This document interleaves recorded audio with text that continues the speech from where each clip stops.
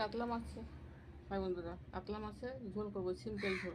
কাতলা মাছ ভেজে নিচ্ছি, আলু কেটে নিচ্ছি, টমেটো কেটে নিচ্ছি, তেল বসিয়ে দিচ্ছি।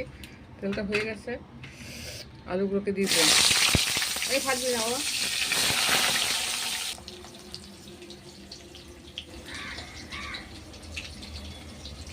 এ বাবা, এবার টমেটোটা দিয়ে দিলাম। এই টমেটো আলু ভাজা হয়ে গেছে, এবার ধনে জিরে লঙ্কা হলুদ দিয়ে দিলাম। এরকম মশলা কষা হয়ে গেছে, এবার জল দিয়ে দেবো। কত ধনে পাতাও দিয়ে দিচ্ছি। এবার ঝোলটা ফুটলে মাছ, দেখুন বন্ধুরা আমার ঝোল হয়ে গেছে। কড়াইতে রেখে দেবো, বিকেলে আবার গরম করতে হবে তো। ধনে পাতা, জিরে, ধনে, হলুদ সব কিছু দিয়ে কাতলা মাছের পাতলা ঝোল হয়ে গেছে। দেখুন কত সুন্দর হচ্ছে। এবার বন্ধ করে দিলাম গ্যাসটা। দেখুন দেখতে কত, বিকালে মেয়ে আসবে, নাতি আসবে, সবাই আসবে, তাই